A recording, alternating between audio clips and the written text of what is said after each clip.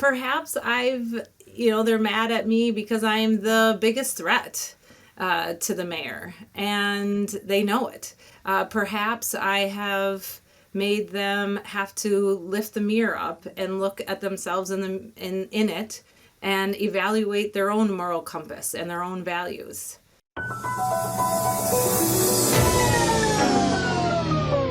We're rolling. We're rolling.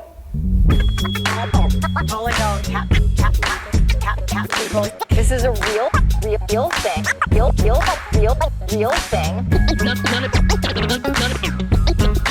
None of you have the balls to stop this. Stop this.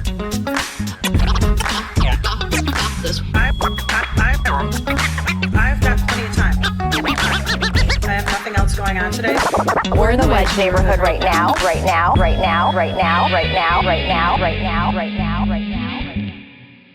You know when you've been trying to do something for a long time and you're like, gee, I hope this goes well, because it finally happens?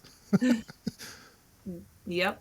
That is today, because I've been pursuing you, Emily Koski, for a long time, because I want to talk to you for a long time, and I hope this goes well. Are you also? How are you feeling? I hope it goes well. I'm excited. I'd like to do something when we're outside too, not in this frigid weather. Maybe we can do that tandem bike ride, or I don't know if you play pickleball, but we could do a little pickleball action or something too. That would be interesting. A pickleball podcast. I kind of like that idea. Or we could do a bike ride. I like that too. So yeah, but today we are indoors, thankfully. My children are safe and sound in the house because school was canceled today. So I had to get everybody off the internet. Please do not be on the internet. How is your tap water temperature? That's what I'm asking people these days. Oh, good question.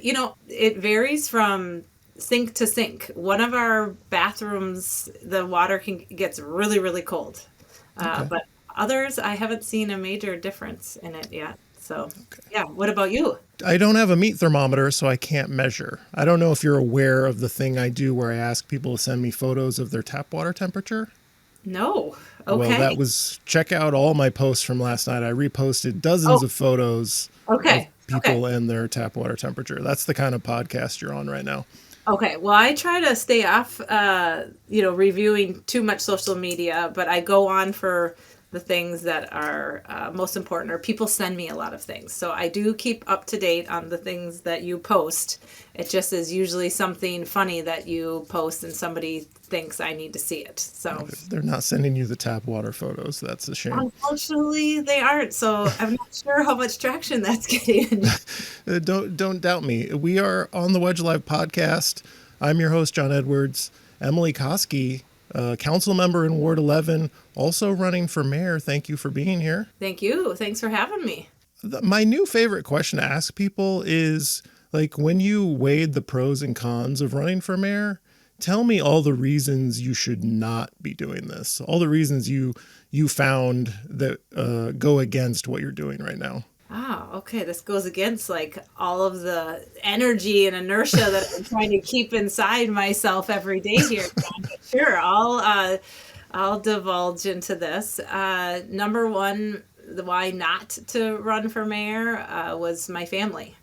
I have a sixth grader at Justice Page, and I have a freshman at Washburn High School, and my husband Mike, and we have a new little dog. Her name is Birdie, and it will take, and it is taking, a tremendous amount of time and effort and energy for me and my family to do this. And so to make this decision, it had to be a family decision as well, because I know not only just running and doing the campaign, but the job itself.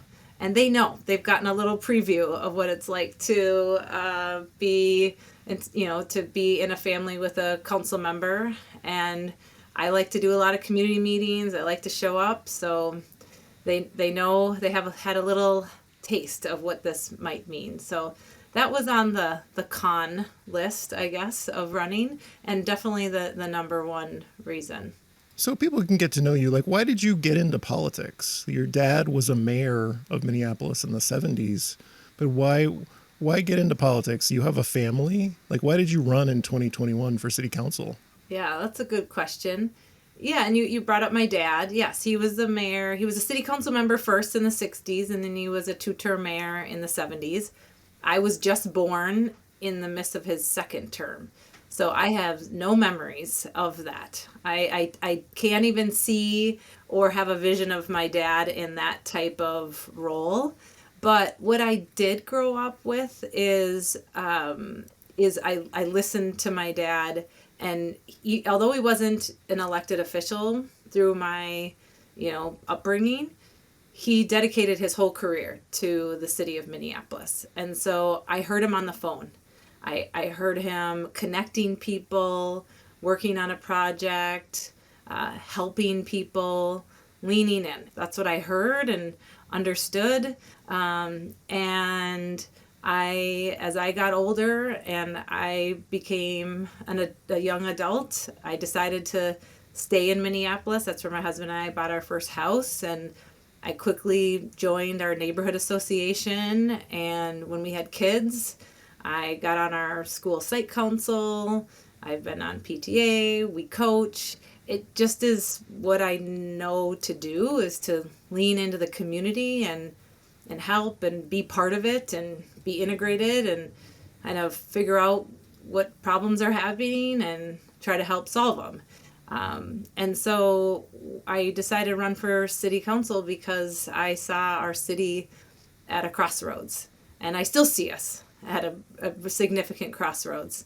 And I think of myself as a bridge builder, a connector, someone who can help build consensus. And those are things that I heard people wanted. It's what I felt people wanted and desired. They wanted to feel like they could connect back to City Hall.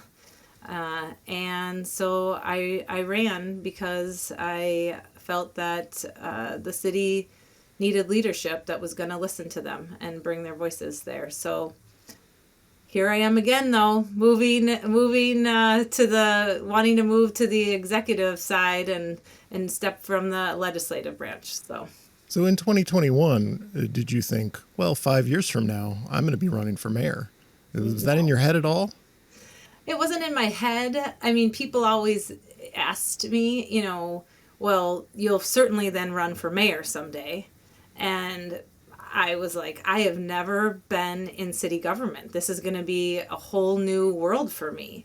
And it was, even with my colleagues, I had many conversations where I think people made a lot of assumptions. They thought I had been around City Hall my whole life. And, I looked at many of my colleagues, and I can remember one conversation specifically, and they were like, I've never been in this building. I'm so new at this, and you've been doing this your whole life. And I looked at them and I said, no, I haven't. I am in the exact same space as you are. I am coming in here. I'd never come to City Hall and participated in a public hearing. I participated in, caucuses and conventions. I was a delegate for the late and dear friend Carrie Dietzick, and had done some other caucus work. But in City Hall and working in government, this was my first time learning about what this was going to be about. And I had a lot of expectations that, quite honestly, I was surprised to see some things that weren't in place in our city government, and so has definitely also led me to want to run for mayor. Tell me about it. What do we not have in place? Yeah, well, my background, I worked for Target Corporation. That was my first job out of college. And then I owned my own small business for over 10 years. And then I worked for a marketing consulting and staffing firm. So I helped organizations, small to large, augment their teams. And in all of those jobs, especially being a small business owner, you have to set clear goals. You have to have process. You have to be working together. And, Target, you can't get more strategic. You can't get more process orientated than that. And when I got to City Hall, I saw quite a bit of dysfunction in our operations and management. And we don't have a performance management system that has been set up by this current mayor. We don't have performance metrics.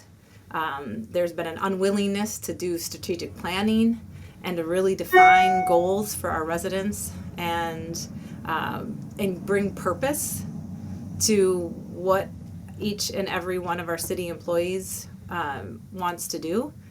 And those are things that we're definitely lacking. So I mentioned at the beginning, like, I really have wanted to talk to you for a long time because the way you have operated at City Hall has been kind of unique. Like, you came in with some allies, you were endorsed by the mayor, you have made new friends, and you have on occasion voted with the progressives. And that is not happening a lot. It's just you. Can you explain that transition? Because a lot of people are very cynical about it. And they're like, well, of course, she's opposing the mayor now because of politics. Can you explain like how you made this new set of friends, the dynamic here, and maybe like why are you a critic of Mayor Frey now? Like, what did you see? I'm hungry for specifics. It's one of the reasons I was very excited by your campaign announcement speech. Like, wow, we have a council member running for mayor giving very specific criticisms of Mayor Frey that like I'm not hearing from other candidates. Yes. Okay. Well, I there's a few questions in there, John. So I'll maybe start with what I think that you're talking about, my new friends or the new council makeup, right? I mean, and that is new. You're right. There are, my first term has changed the council makeup. So there is a shift and change. And I've had the opportunity now to be able to work with Councilmember Cashman and Councilmember Chowdhury.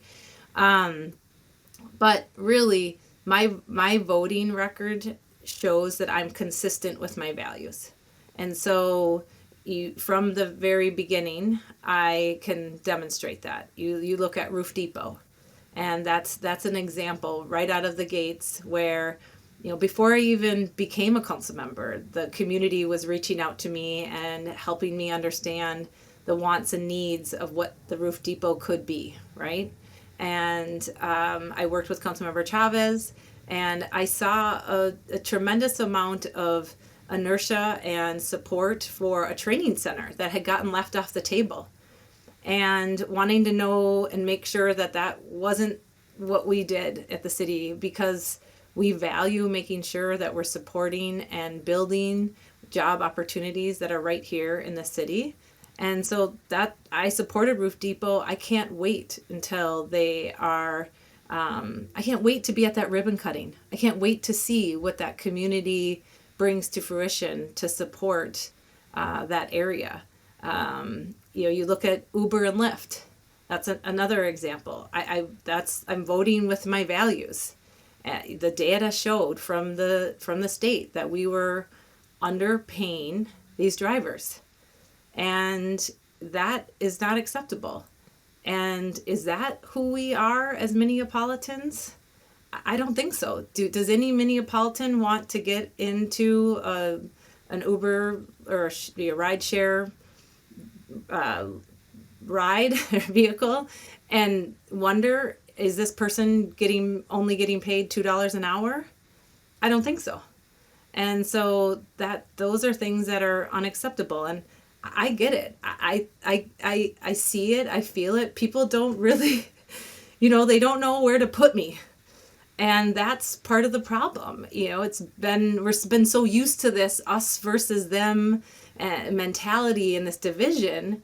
And so then people are like, well, where she needs to be on one side or the other.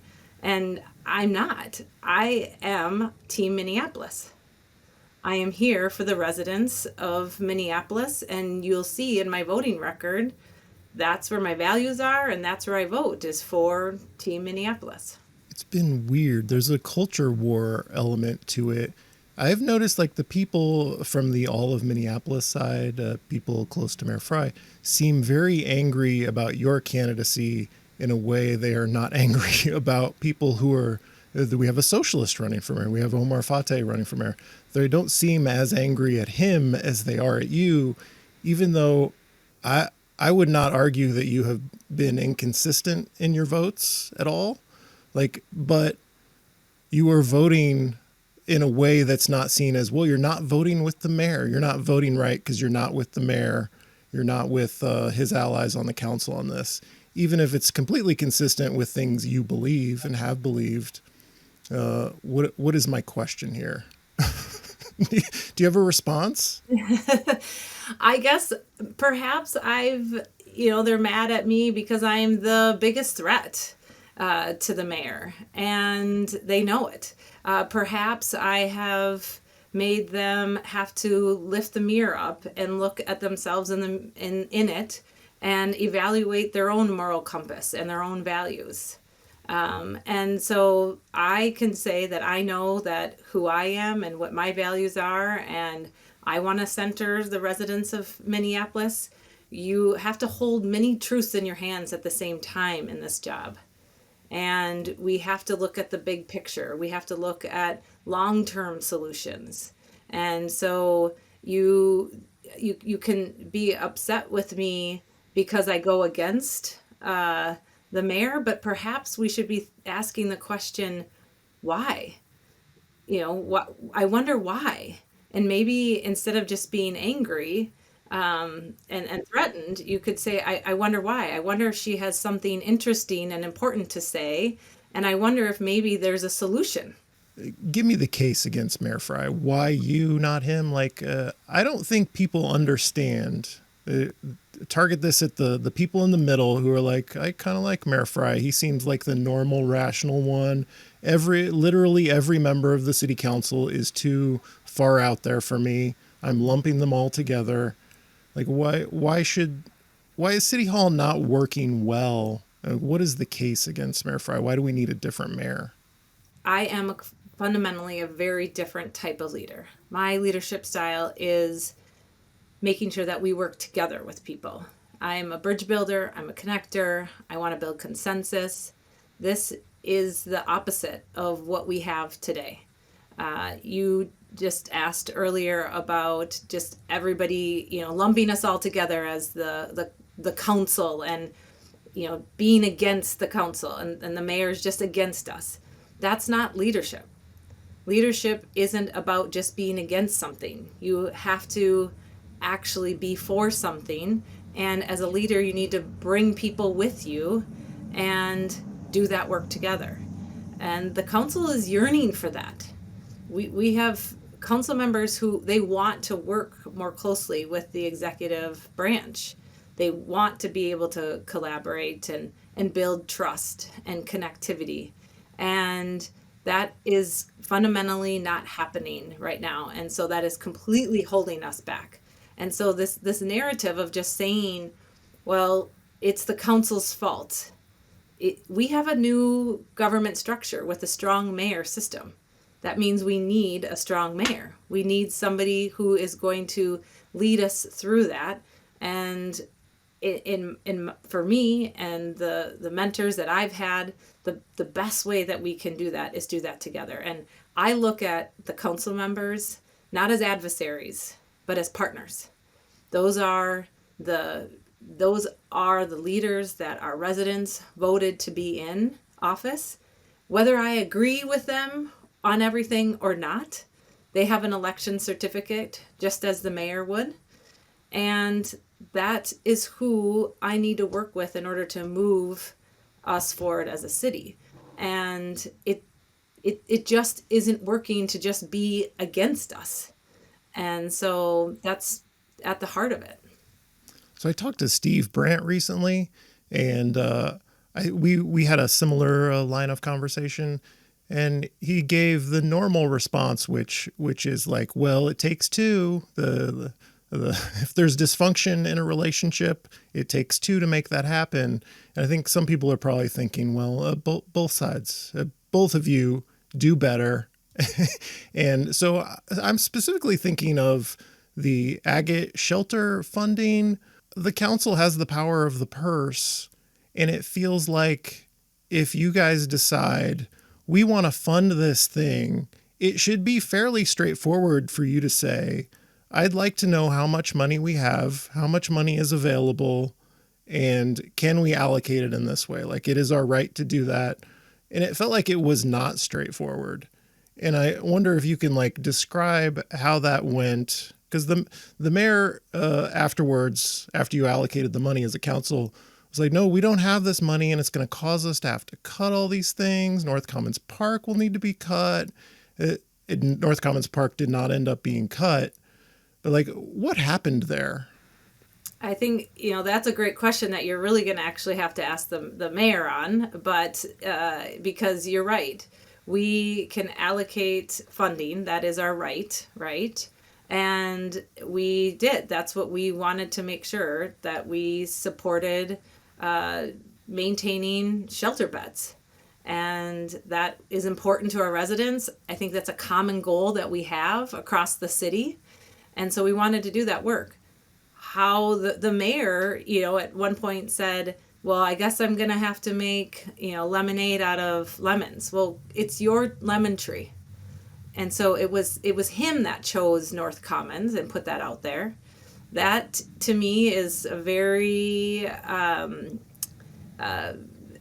typical political move. I don't know if you've heard of the Washington Monument ploy, but when the federal government went through a similar type of situation where they needed to cut budgets, and they asked every director to come in and say, I need you to cut and make a cut. And the head of the national parks came in and said, oh, I'm going to cut the national monument, knowing fair well that that was the building that all those legislators were going to have to look at every single day, and they were going to get thousands of phone calls from people, and to hear that I had a trip to come to Washington, D.C. and wanted to go to the Washington Monument, and why is it closed? Right. Why would you close the Washington Monument?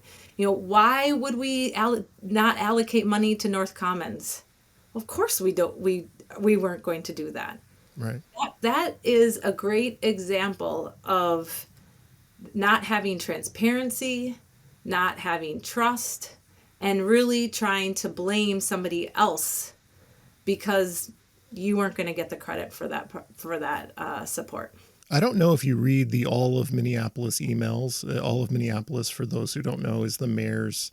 It's a PAC run by the mayor's friends, and they send regular emails, and I read them religiously. They made a big deal recently about homeless encampments and how it is the city council's fault encampments should be illegal. There's currently no effort to change the fact that homeless encampments there's an ordinance against that in the city. They also downplayed the fact that the mayor is in charge of enforcement of that ordinance currently. It seems to me you can't blame the fact that encampments exist on them not being illegal, because they currently are. I've also noticed that Jacob Frey has kind of a rhetorical advantage on this issue, because he is the only one willing to say, I have a zero tolerance policy for homeless encampments. These are not safe. They are dangerous. We're not having it. It's unacceptable. And everyone else is trying to be a little more nuanced on the issue. And he's getting away with it because he can take this hard line on a thing that he's currently responsible for. So do you see the trouble I'm having? What's the solution on homeless encampments, and how do you communicate it in a way that is satisfying to voters who really see this as like a 911, I need this handled right now kind of emergency? Yeah, I mean, yes, you're right. He can say what he wants about it, but he has not created any solutions and taken any action. And I think we all agree that we want to create safe and dignified housing for individuals. We don't want people to be living outside. We want to make sure that they have a safe place to go at night. I mean, look at where they close schools today because of how cold it is. And my entire tenure on this council, we've been talking about this, not just around the cold times, but the hot times. And when it's really hot out, what do we do to help and support individuals? And, obviously we've seen Jacob has overpromised and under-delivered on this, this promise that we were going to end homelessness. And the reality of this is that we need to make sure that we have short-term, medium-term, and long-term solutions to help support our residents. We need to make sure that we have coordination with the city, the state, and the county. And I believe it's the city's responsibility to be centered in that and take responsibility for that project management and that coordination. These are our residents. These are our neighbors. Why would we wait for the state to do something? Why would we wait for the county to do something?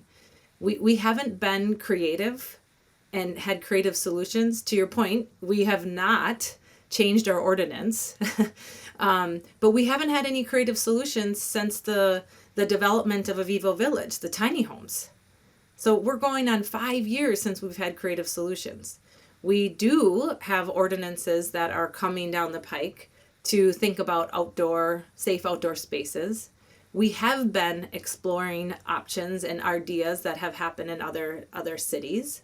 But that, to your point, is on the mayor's and the operations side. The council can create policy and can lift barriers in order to do and implement something, but we cannot oversee, and we get our hands slapped by the administration anytime we even step in to want to have an idea or a thought around operations.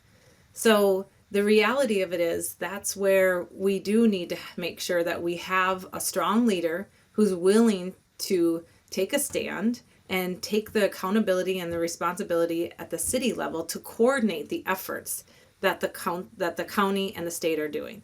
I was just in a meeting with MUD, which is an co-op of organizations for our Native American community, and it was so evident in this meeting. You know, one would think that we have not been dealing with this issue for very long, because it was as if this was the first time we were in the same room together having this conversation. That's unacceptable. People are wanting to do and support our unhoused. They want to make sure that we're creating solutions, but just shutting them down and moving people a few blocks away, and we've been doing that for the last 5 to 7 years. I mean, that's the definition of insanity, doing the same thing over and over again, but expecting different results. We have to be creative. We have to be coordinated. And I think the city needs to take that responsibility. How do you assess where we are on public safety? Are you looking at crime rates, hiring rates, progress on police reform? Like, where are we since you came into office? Like, are we making good progress? Are you able to give the mayor some credit in any way? Like, what are we doing well, and what do we need to be doing better on? Yeah. Once I came to office, I only know the new government structure, right? So I came born into that new government structure, which we had the Office of Community Safety. And so we're standing that up. So when you think about the tenure of our city and how long we've been a city and a governing body, having Office of Community Safety, it's a very short period of time. And I have worked really hard to help Ward 11 residents see the evolution of that. When I got into office, that didn't really exist. Then we started that. Then we hired our first commissioner. And then we started to really think about how do we build this this ecosystem out. And we're still seeing these iterations where we have the Safe and Thriving Communities report that we're going off of.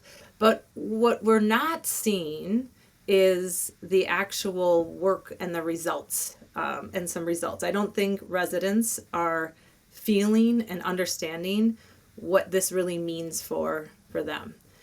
We soon, in the next year, we are going to see a South Minneapolis Community Safety Center. That's a new, innovative way to think about how we're integrating all of our public safety ecosystem. So that is new. But where did we go wrong? We saw in our capital budget this year that they were wanting to support just a 4th precinct. And to me, why would we go through all this work and to build a South Side Community Safety Center and then just go ahead and just do a fourth precinct in North Minneapolis.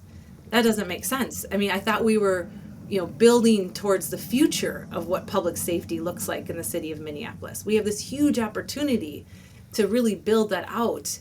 And, now, as you know, we're going to be under a settlement agreement and a consent decree for our Minneapolis Police Department.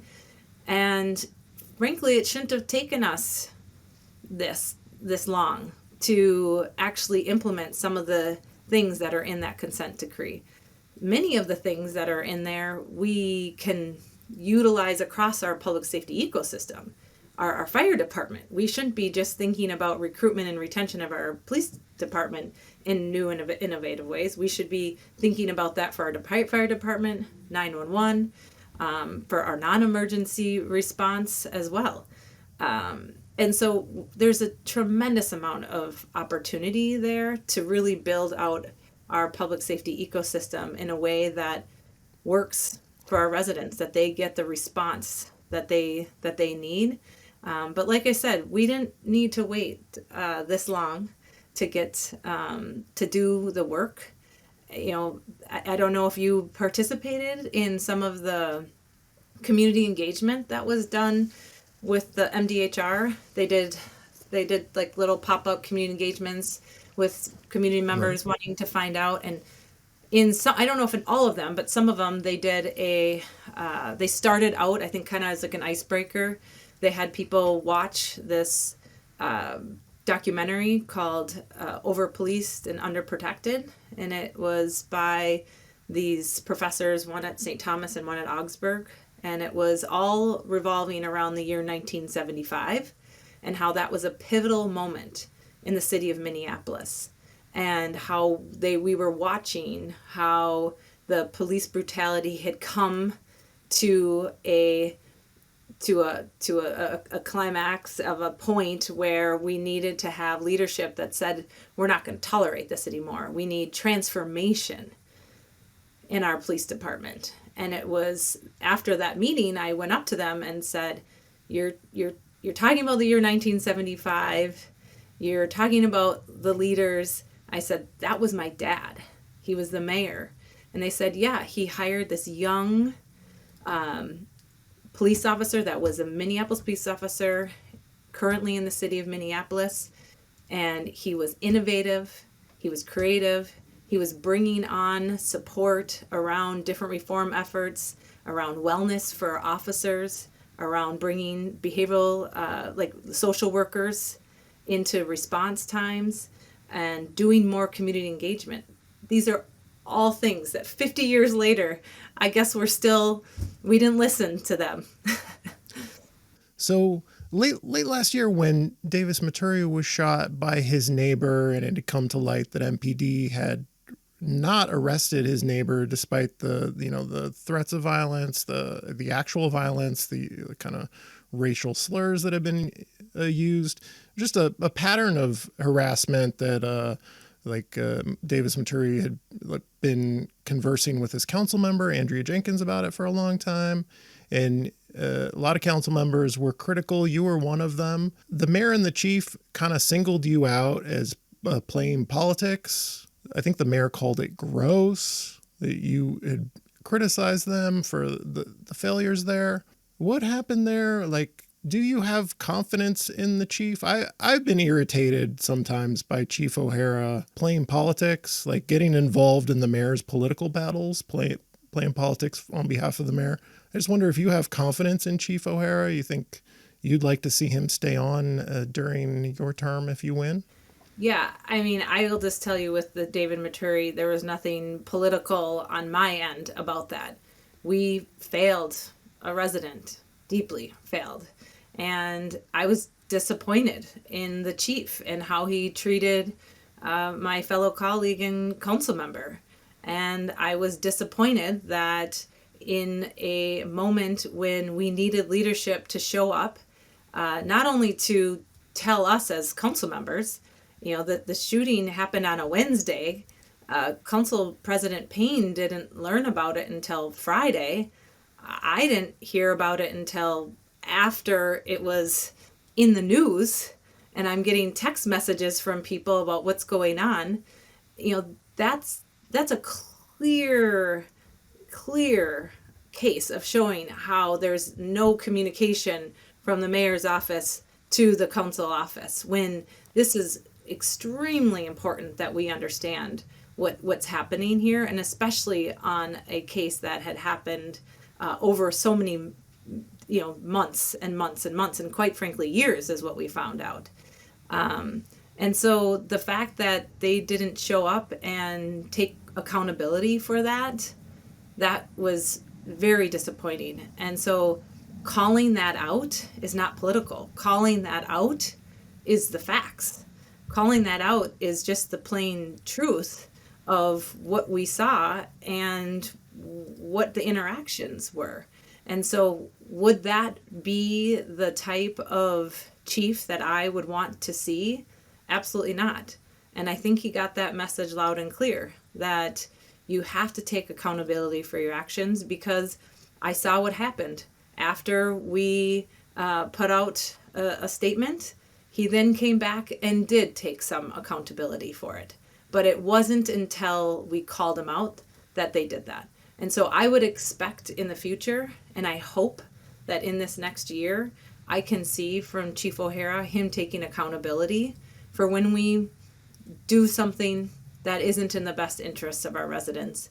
And that's, to me, is leadership. I'm going to be mean to a friend here. I have a friend who is a sick, sad person who says he would be happy with either Jacob Frey or Omar Fateh as mayor. He's a weird guy. He may be the only person in Minneapolis who feels that way. And the reason is he's big into comp plan issues, zoning, transportation, a big environmentalist. You may already, listeners, have guessed who this person is just by my description here. I don't know, because he's such a unique person. And so that's my lead into a question. Try to win over this person. So the next mayor that we elect is going to deal with our next comprehensive plan. We just got through the endless legal battle settling the 2040 plan, and now we're on to discussing the 2050 plan. This person cares a lot about building more housing in the city, things like corner store legalization, floor area ratios, all those details of zoning that make it possible to build a triplex or a corner store. What is your vision for the 2050 plan? Well, here's what I can say is that I had the honor to be on the planning commission. And so that was something that, was asked of me as a council member. We had one council member that decided that they didn't want to do that anymore. And it's a huge time commitment, and it was something I really wanted to learn more about because I wasn't on our biz committee. So it really actually didn't make a ton of sense, to be honest, to have me on there. I had to do a lot of coordination with Councilmember Goodman at the time, because usually it's the vice chair of the biz committee that sits, or at least somebody on the biz committee. But I took the opportunity to learn more because the sole job of the Planning Commission is to uphold the 2040 plan. And so, meeting after meeting, I got first review of what was coming across the city. And in Ward 11, I want more development here, but we're 90% residential here in the city, and in our ward. And so it gave me the opportunity to see what were the other projects that were going to be coming through. It helped me think more creatively for Ward 11 residents. It helped me think about how and where is land that we could utilize in Ward 11 that maybe I wasn't thinking about before. And so that was my whole job. And like you said, we were, we did have we have a new comp plan coming, but it was also under a lawsuit. And so there was a few months where it completely paused while I was on there. And that was devastating to see, because you saw how all these projects that were put on hold. And I had a couple in Ward 11 actually. And you see that momentum die down. You saw these projects, financing that then all of a sudden couldn't go through. I mean, it really was detrimental. I had affordable housing units from MPHA that were on hold that were going to be supposed to come to Ward 11, and that got all held up. And, every week can mean it has to skip a whole year. And so I understand the importance of making sure that not only when we think about our next comp plan, how we think more creatively of how to make sure that we're supporting more housing, smart housing, smart economic development. You brought up corner stores. That was brought up while I was on the planning commission. That was something that I supported. I think we have to think of this all encompassing. We have to think about the way we work now. I mean, will the pendulum swing and will we all go back into work in our office again? Or will there be a little bit of an in-between and a medium? Maybe some people are going to work full-time in the office. Maybe most people are going to work 2 to 3 times days in the office. But will that mean that in our neighborhoods and in our dense neighborhoods, we want more corner coffee shops and laundromats and other services closer by us? That's possible. So what at the city can we do to lower those barriers? And that's the type of thing that we need to be thinking about when we think about the next comp plan. Some of the most controversial pieces of the comprehensive plan, actually with the 2040 plan, was around the communication rollout and the community engagement. And so I heard a lot about that strife and what that looked like. And that's going to be extremely important with the next comp plan, is that we are lockstep with the community. We have clear communication. We have very robust engagement. And for me, as a Minneapolis public school parent, and when I think about what's happening in our Minneapolis public schools, and when I'm thinking about how do we keep and make sure that we have families that want to live and stay in Minneapolis, we need to be integrating Minneapolis public schools in our conversation with our next comp plan. And then we also need to be making sure we're centering our residents and keeping that engagement like lockstep with them. This might be a quick one. Rent stabilization has kind of fallen off the radar a little bit. And so I wonder, maybe this is a multi-part question, if you think we have anything to learn from St. Paul's experience with rent stabilization. Is there any version of the policy you think you would find acceptable? Like where are we with that? Yeah, it's a great question, because you're right. I feel like that conversation has died down a little bit, and it's a tough issue.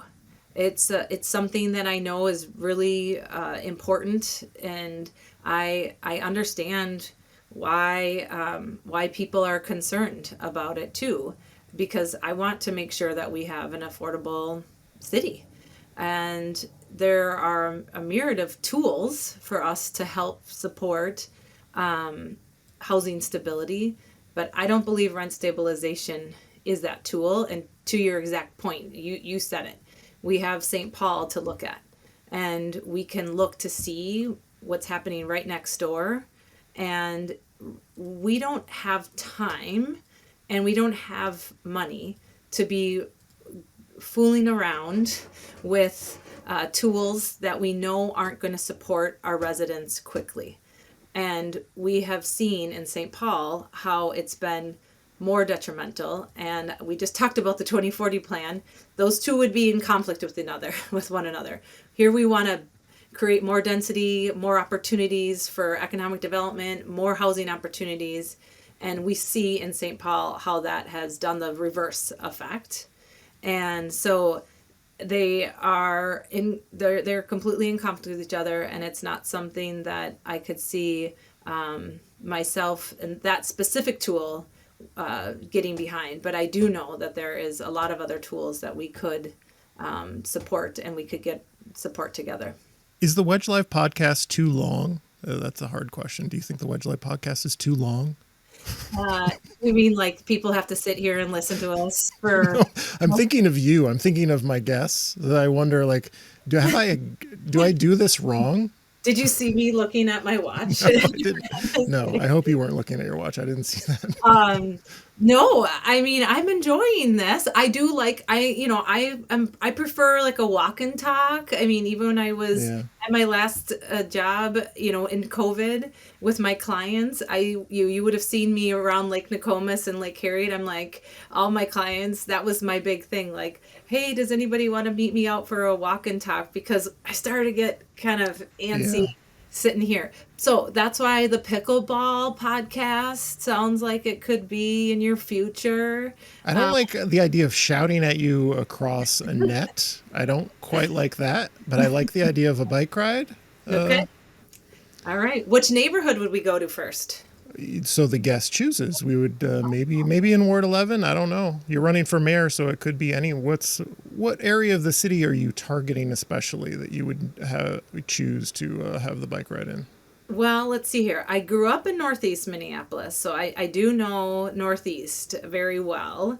And Northeast to me, that's a wide span. My grandparents lived in the house. It's now called Antiquified. It's a little shop that they turned my grandparents' house into a shop. It looks like a gingerbread house.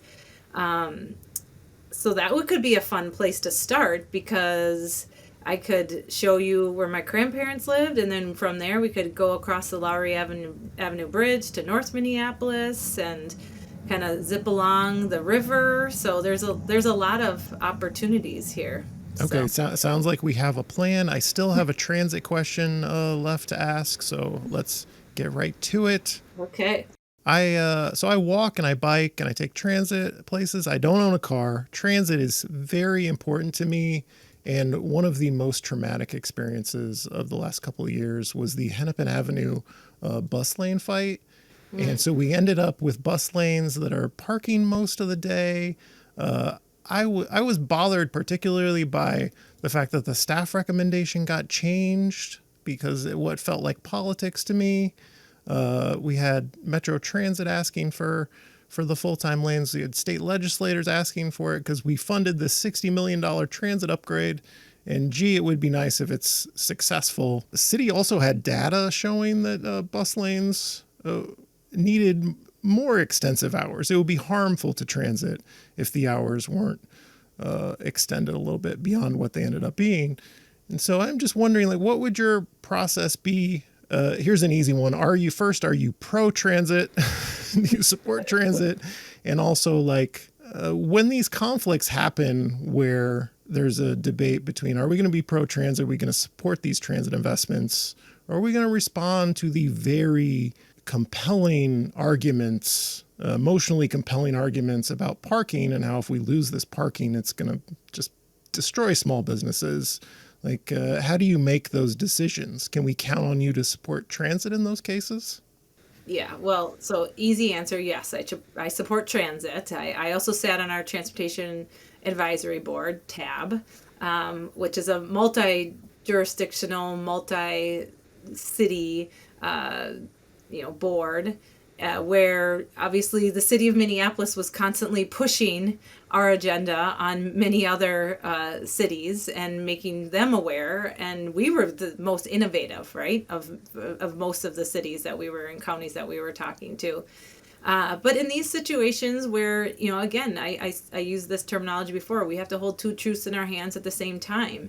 And I think with really strong leadership, knowing that we were going to have this type of project coming, that's where we need to do that engagement with our small businesses. That's where we need to be working lockstep with the state and thinking about how do we support our small businesses beyond the parking, right? I mean, how do we think about the vitality of Uptown? And we had that opportunity. That's once again a missed opportunity to really support the vitality of Uptown, apart from the fact that we also want to have a new and more updated transit form coming through that area, because long term, we see where this area is going to be. And so those are the things that, like, the amount of pre-planning and the support that we need to do on the up front is so important and so vital. And I think that we completely missed the boat on that in this instance. And so then you saw us arguing at the end and having those complicated conversations. But I do think that, you talked about memory, so I can't not say that we've got to think, that was a missed opportunity of what happened in Uptown and what's happening. And it's a great opportunity for us to get this right for our residents, because it's a place that we have tourism. People love Uptown. They think about I myself, this is where I grew up, going to Uptown and hanging out and as a young adult and in high school. And right now, if I said to my freshman son, like, hop on the bus or hop on your bike and go to Uptown, he'd be like, what do I go do?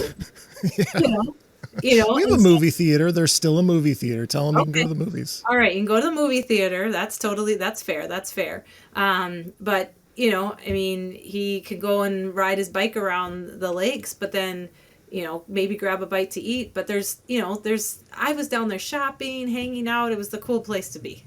And we need to bring that back. So I met your son at Holidazzle, and one thing I will say, a nice thing about your family, is he seems like he could be at an age where he would be surly to, like, his mom's, like, mom introduces you to this man from the internet that he's never heard of.